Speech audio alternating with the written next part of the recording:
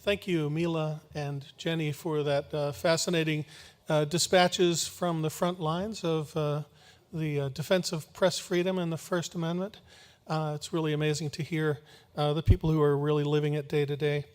I'm Vince Staley, Executive Director of Media Impact Funders. We're a knowledge network for funders who support media in the public interest.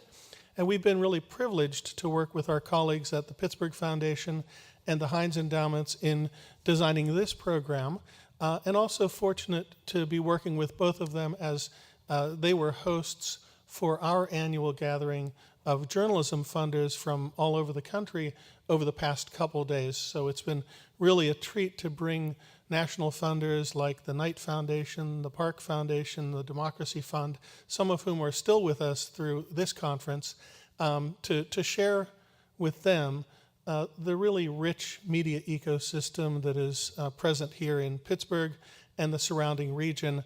We heard from Mila and her work on at Public Source, a new voice giving accountability and transparency in the region.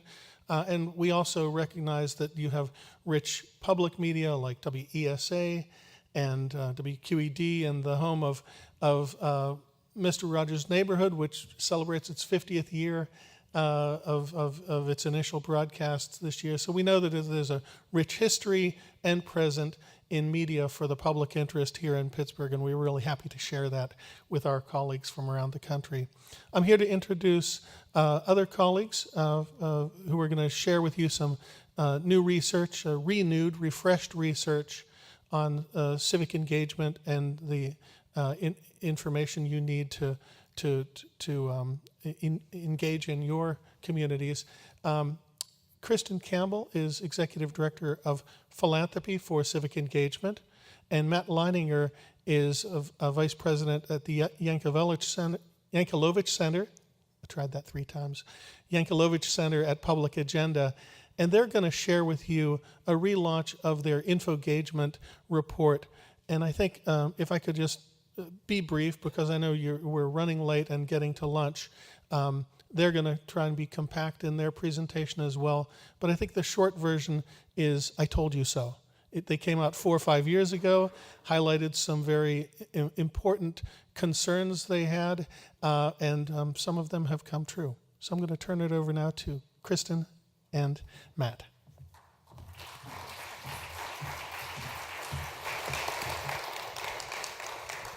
Thanks so much, Vince. My name is Kristen Cambell, and this is Matt Leighninger, and we are here to talk to you about the intersection of the First Amendment and civic engagement, and why we think it would be a missed opportunity to not talk about them together.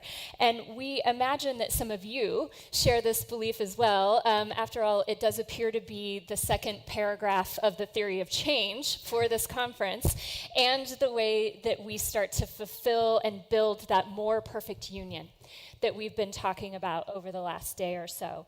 But before we really dive into that, we wanted to take a quick moment to level set what we mean when we say civic engagement. So at PACE, similar to Media Impact Funders, we are a learning community, and we define civic engagement as the right and the responsibility of participating in a self-governing society. It's really about feeling part of something larger than yourself, and demonstrating the responsibility to making the places that you live, work, and play better, not only for yourself, but for others. And we've talked a lot over the course of the last day or so about the First Amendment and engagement being ways to hold government accountable, and that's totally true, but we also believe that it's the way to hold each other accountable as well. Yeah, so when we think about engagement, we think about it as a whole set of activities. You know, it's being informed, it's voting, it's volunteering, it's having a meaningful role in public decision making, solving public problems, connecting with neighbors. It's a whole set of things that are kind of social and community and political.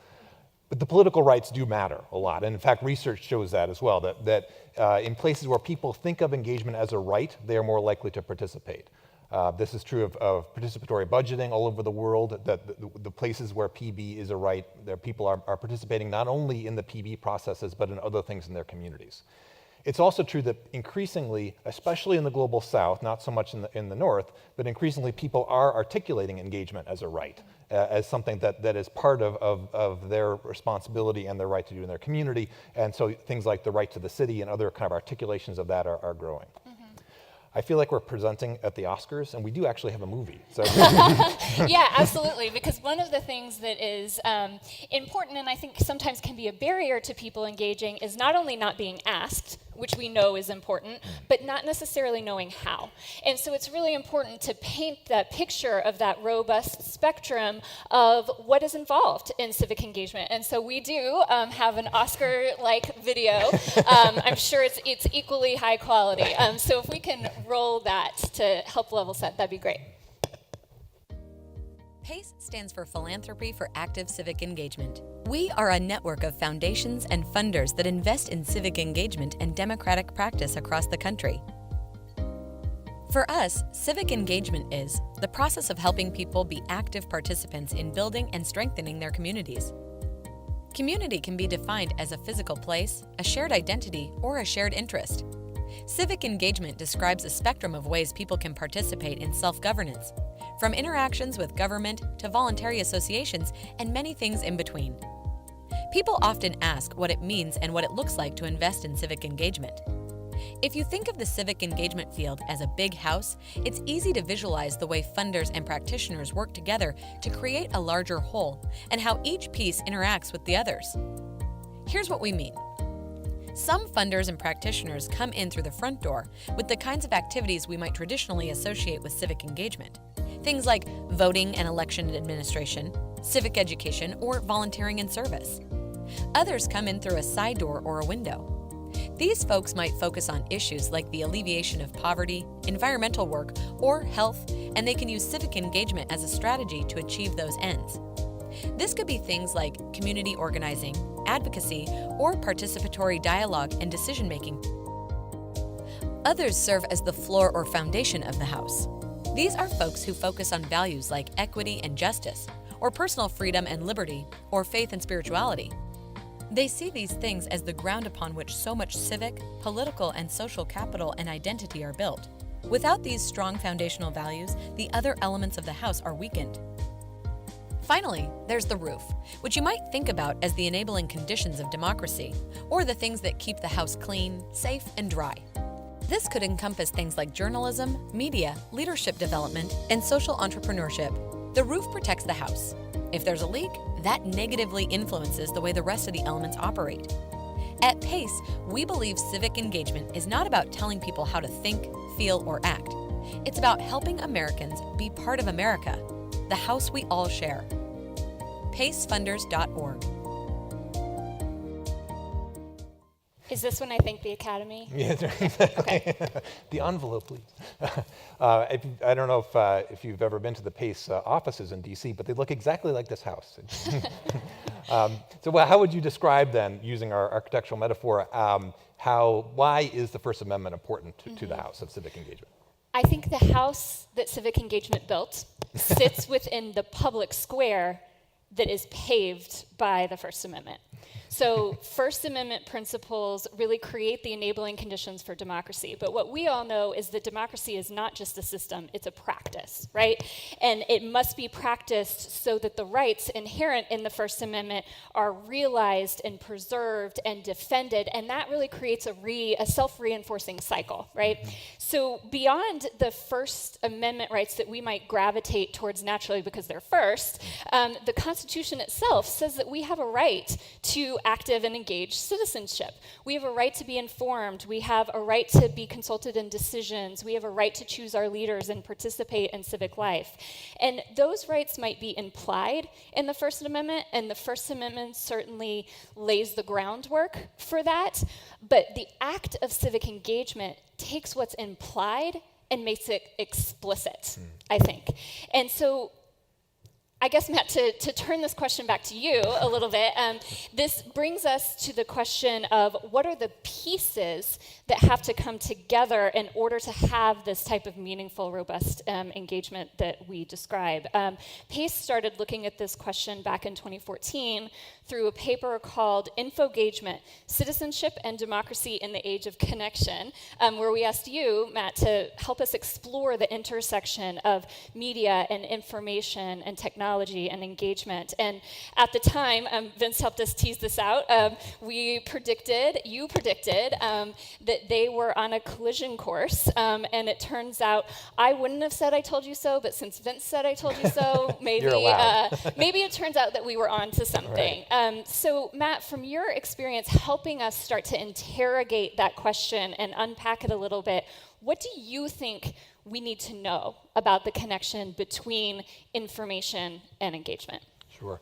Well, so when we first started thinking about this and researching this, interviewing people for the paper, I think we had a kind of a linear relationship in mind between information and engagement. You know, you inform people, they get engaged.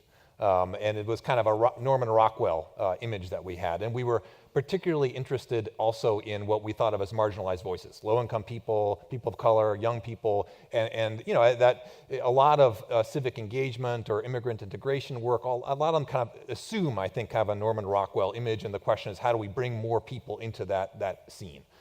But you know, coming out of the research and the interviews and things, I think we came up with a picture that was not so much a Norman Rockwell scene, but a Jasper Johns painting.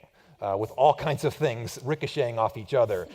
We said, public life seems to seethe and spark with connections and reactions that are often unexpected and always hard to map. And this was true for all kinds of people in the public square.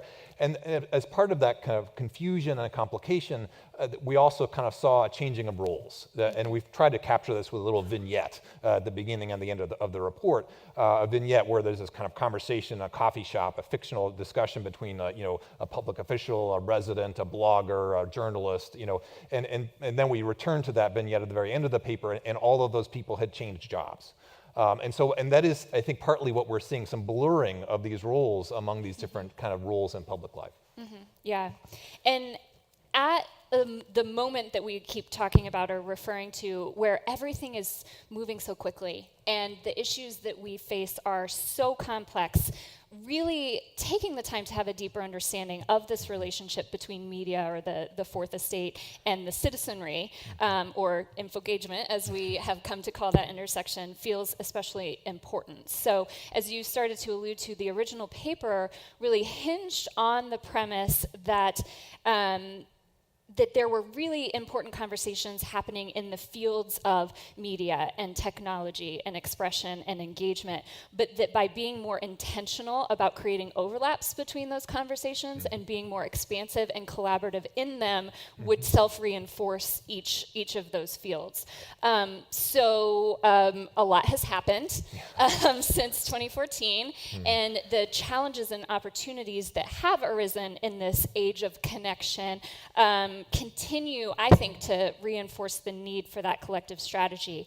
And so at PACE, we wanted to kind of re-spark or reinvigorate this conversation with you and this collaborative thinking, which is why I'm excited to share that, and Vince helped us tease this out, that today we are announcing a refreshed and re-released Infogagement paper that launched just this morning in conjunction with this forum.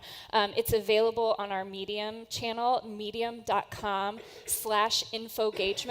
Info spelled just like it sounds, and Gagement, G-A-G-E-M-E-N-T. We're also tweeting about it at #Infogagement. PACE is re-releasing this in partnership with our friends at Public Agenda, and thanks to some support offered by the Rita Allen and the Knight Foundations. So this refreshed paper includes a new introduction from Matt, as well as contributions from about 8 thought leaders from across the fields of journalism, technology, engagement, and philanthropy as well. And so with the re-release of this paper, I think what we hope to do is understand how we, as practitioners and funders, but also as citizens, can make strides towards equitable information sharing and engagement that really does meet the complexity of the challenges that we face today. So with that announcement, Matt, I'd love to dig into the actual paper a little bit more. Can you take us back to 2014? Actually, can you get a time machine and take us back to 2014? But would be nice. Can you take us back to 2014 and then tell us, based on this, what you've learned now, what feels new, what feels newly urgent, and what do you think it means for us? Yeah, I mean, I think we were trying to strike a balance in the original paper, looking at positive trends and troubling trends. In retrospect, I'm not sure we were all of us troubled enough by the troubling trends. There's a sentence in that paper that says, our hyper-informed, overstimulated state is viewed more as an annoyance than a calamity, a reality of modern life that we must all learn how to manage. And since then, we've had some actual calamities, I think. I mean, the kind of trends in terms of people's distrust of institutions and one another were on full display in the 2016 election.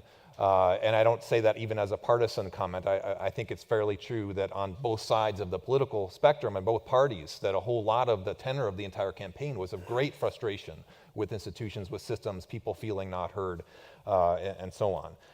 Second, we talked about in the original paper, we talked about the growing skepticism about journalists and other experts as truth tellers, and kind of how the notion of truth was kind of increasingly coming into question. And of course, we've had a whole lot of front page, agonizing about fake news since then.